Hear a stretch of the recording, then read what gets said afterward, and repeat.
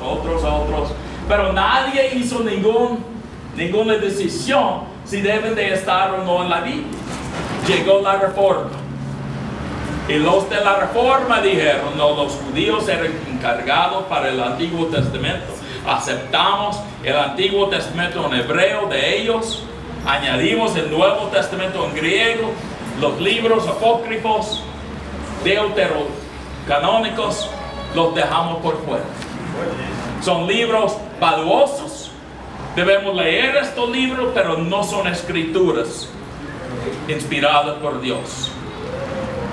En reacción a la Reforma, en el Concilio de Trento, en la Iglesia Católica, a medios del siglo XVI, declararon que los que no iban a aceptar estos libros, que estos libros eran parte de la Biblia, la primera declaración formal de esta iglesia sobre estos libros, declararon los que no iban a aceptar estos libros eran ¿qué?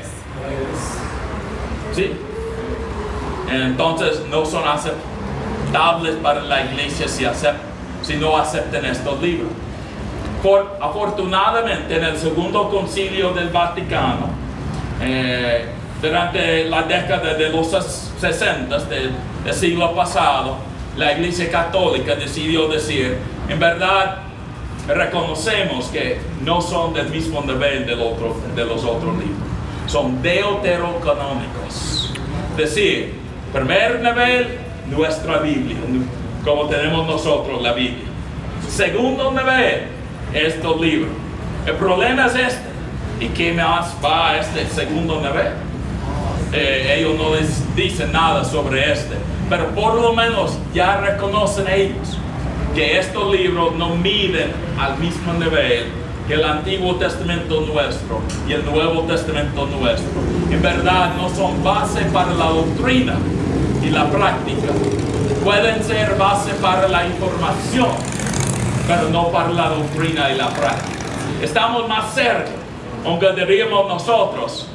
¿Por qué no decimos segundo, tercer nivel, pero no están en el primer nivel, punto? Pues confiamos más en este. No lleguen al primer nivel, punto, así es. Son libros valiosos, no hay duda de esto, pero no son libros inspirados a este nivel.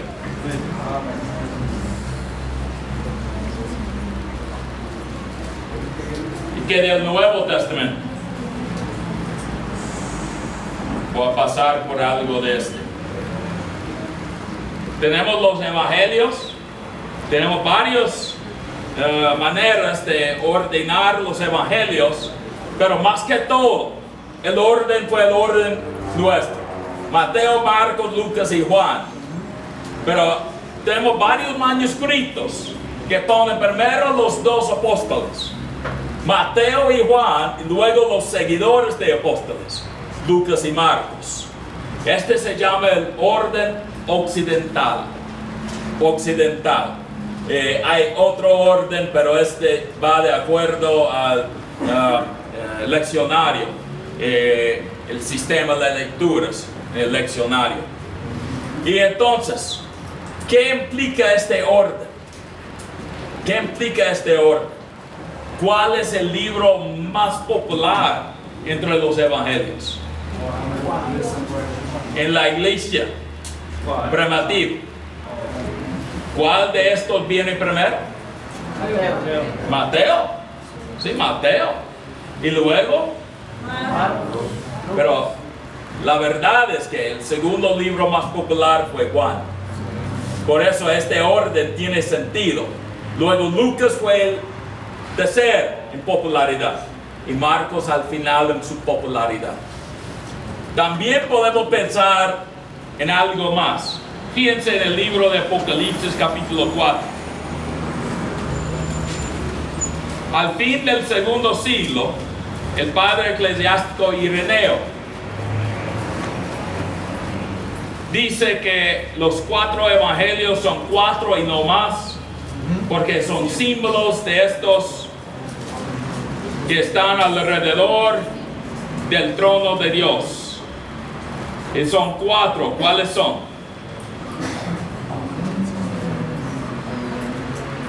¿Cuáles son los 4 ahí? Mira el capítulo 4 de Apocalipsis. 4 bestias, al decirlo así, no son bestias en sí, es decir, seres vivos. Y el primero es ¿qué? León. ¿Quién es el león? Marcos. Segundo, ¿quién es este? Lucas. Y luego, ¿un qué? Tercero es hombre. Y este es Mateo. Y el cuarto. ¿Y este es quién? Juan. Este es lo extraño. Y este es el orden que por lo general aceptamos como el orden de escribirse en griego los evangelios. Que Marcos escribió primero, y luego o Lucas o Mateo, estos son casi iguales en cuanto a su tiempo, y al final Juan.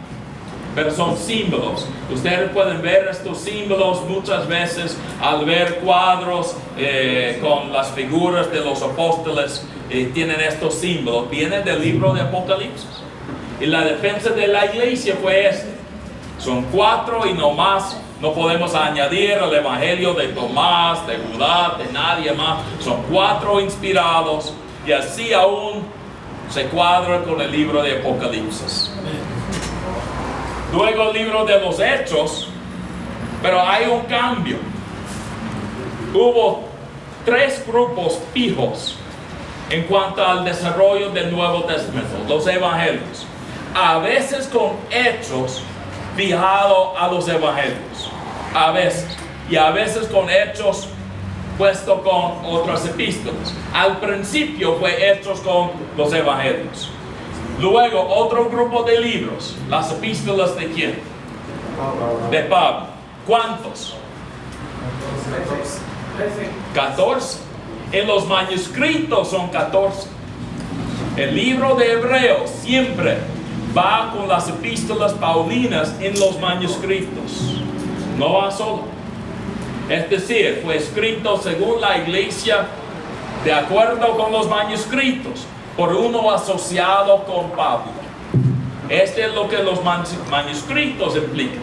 No dice que es de Pablo, pero uno por lo menos asociado con Pablo, según los manuscritos. No es una epístola general, el libro de Hebreos. Las epístolas generales son de ¿qué? Santiago, Jacobo, es decir, en griego, Jacobo. Yo no sé cómo sacamos James en inglés de este. Ay, no, este viene del latín y de un rey también, pero no es el rey Jaime de la versión en inglés, es otro rey. Pero de todas maneras, el nombre es Jacobo. Pero Santiago, vamos a decir, Pedro 2, Juan 3, 1 a 3, y luego Judas. Y estos se conforman en otro grupo. Los evangelios ya están por lo menos a mediados del segundo siglo. No hay duda de eso. Ya están a mediados del segundo siglo. La iglesia tiene 4 evangelios, no más. No va a añadir más ni va a quitar ninguno tampoco. No tenemos ninguna discusión entre los padres eclesiásticos de añadir o sustraer un evangelio después de este tiempo. Este es importante porque hoy día hay algunos intentando decir que la iglesia tenía un montón de evangelios y al fin y al cabo la iglesia por los concilios escogió 4. No es verdad. No se pone de acuerdo a la historia que tenemos en los documentos, en los escritos de los padres eclesiásticos. Entonces, esta película, que es, ¿cómo se dice aquí en español? ¿Cómo es el nombre de este? Sí, Código, ok. Código da Vinci. No tiene base histórica en lo que dice. Y por eso yo creo que esta conferencia es importante para dar respuesta a este tipo de enseñanza. porque son 4. Desde bien temprano son 4 nomás. Las epístolas de Pablo conforman a un grupo, quizás al principio, con unos 11, quizás 12, 11 dicen algunos dicen 10 debido a Marción, porque Marción no incluye ni hebreos ni las epístolas pastorales, pero probablemente aún antes de Marción tenemos colección ya de las cartas de Pablo. ¿Cómo iba a ocurrir una colección así tan temprano? ¿Cómo fue la manera de escribir un libro en el mundo antiguo? Si fue el caso suyo, ¿cómo sería? ¿Sería escribir una sola copia y mandar la copia? ¿O escribir una copia como borrador y luego una copia limpia para mandar? Y la práctica fue de escribir una copia para guardar como la copia primero, que no es algo quizás tan refinado, y luego hacer copia de este para mandar. Entonces probablemente al decir Pablo, segundo a Timoteo, que él quiere que ellos le traigan los que, mira ahí a segunda Timoteo, capítulo 4.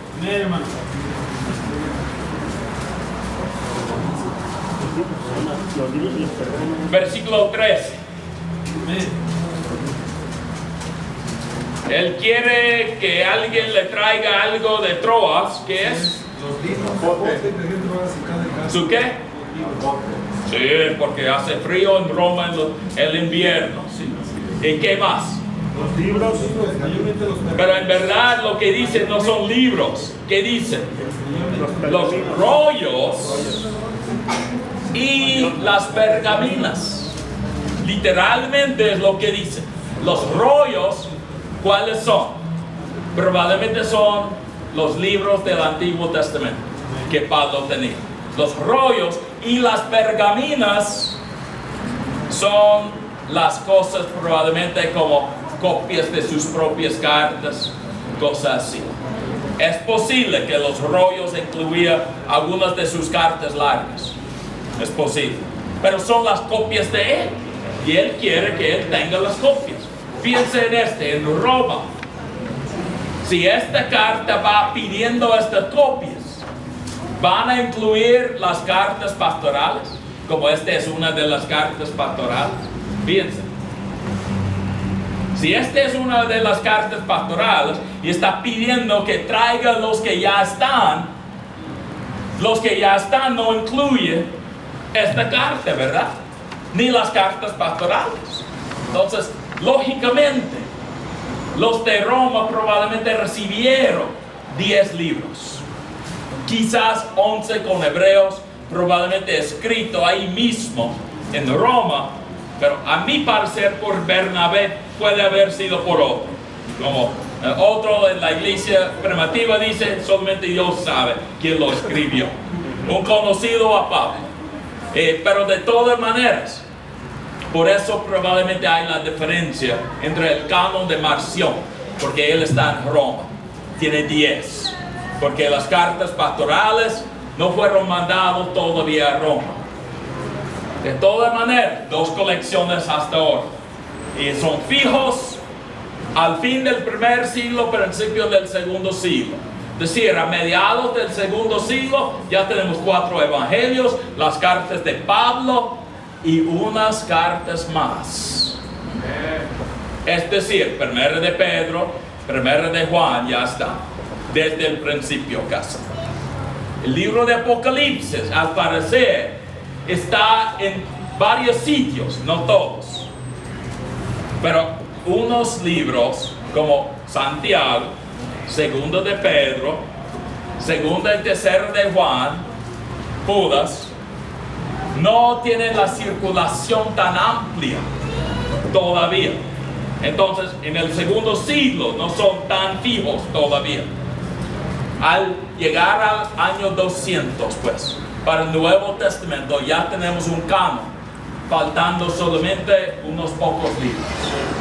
Quizás Santiago ya está, segundo de Pedro, segunda, tercera de Juan, Judas, Apocalipsis probablemente ya está.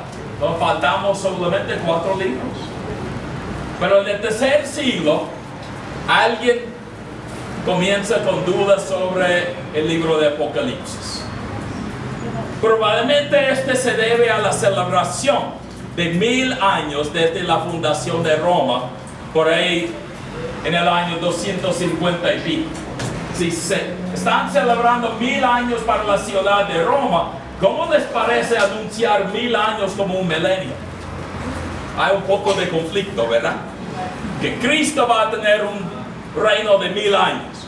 Pero ya Roma ha tenido más de 1000 años. Y entonces algunos comienzan a oponer la idea de un milenio. Aún dentro de la iglesia, debido a este conflicto probablemente, con la celebración de Roma. Por eso Apocalipsis ya comienza a tener más problemas después. Pero al principio ya está. Por lo menos en el cuarto siglo, ya tenemos todos los libros del Nuevo Testamento confirmados en el año 367 con el padre Atanasio escribiendo una carta para la Pascua, y él nombra solamente 27 libros para el Nuevo Testamento, no más. Sellado es. Y tenemos el Nuevo Testamento nuestro. Es decir, no es un concilio. No hubo un concilio antes que este para definir estos libros. Fueron definidos porque la iglesia averiguó si eran de los apóstoles o amigos de apóstoles, si eran antiguos y no libros falsos, si eran también libros aceptados por muchas iglesias, y estos eran aceptados por muchas iglesias, si eran libros de sana doctrina, y estos eran libros de sana doctrina, si eran libros que hablaban en forma espiritual al pueblo, y estos libros eran inspirados.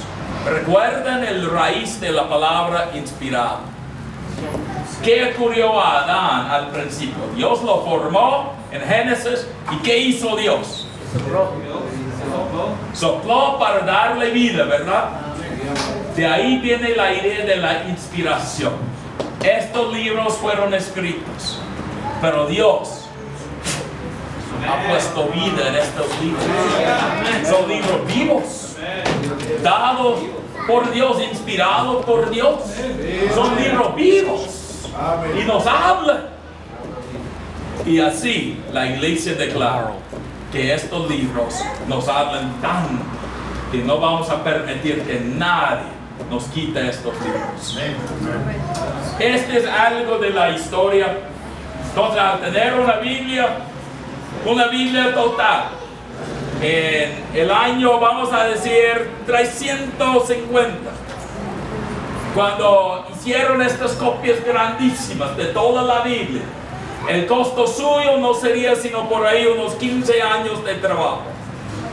15 años de sueldo del obrero común. Fíjense, ¿cuántos les cuesta una Biblia hoy día? 15 años de trabajo. Ojalá que no. Si es así, yo quiero pues comprar un poco de parte de esta empresa. No, no es así. ¿Cuánto vale una Biblia aquí? Una Biblia completa. Un día de trabajo. Fíjense, un día de trabajo o 15 años de trabajo. Por eso, delante de la mayoría de la historia del cristianismo, tener una copia de la Biblia fue un privilegio y una responsabilidad. Y es responsabilidad nuestra hoy día. Es un privilegio que tengamos copia de la Biblia. Es un privilegio, hermanos. Sí, amén. Y no es solamente un privilegio, es una responsabilidad.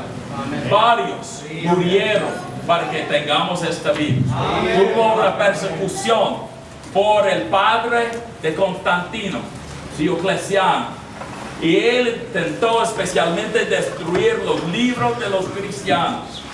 fue un asunto, si uno era guardiante de los libros, debe entregar su vida antes de entregar a los libros valiosos. ¿Cómo les parece? Que varios murieron para guardar a estos libros para su iglesia. Yo no voy a entregar a estos libros. Son libros vivos. Cambia la vida. Cambia la comunidad. Cambia el mundo. Son libros tan valiosos que yo no voy a entregar esto. Mátame si quieres. Pero no entrego yo estos libros.